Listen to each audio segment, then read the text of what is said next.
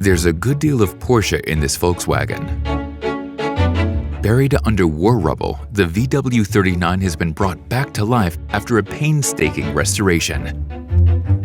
Dr. Ferdinand Porsche and his son Ferry designed the car in 1939 as a high-speed variant. For testing, they equipped the nitro-black Volkswagen with a souped-up Type 64 engine from the Berlin Rome car. The pre-series Beetle boasts a stately 32 horsepower. Weighing in at just 695 kilograms, the car hits a top speed of 145 kilometers per hour. The original plan was to build 50 units. With the beginning of World War II, however, military developments take precedent. Just 14 models leave the plant in Zuffenhausen, each with a different Porsche engine. By the end of the war, they are all defunct, or nearly all. There's one exception, this VW39 with chassis number 100003. Today, it's the only remaining unit.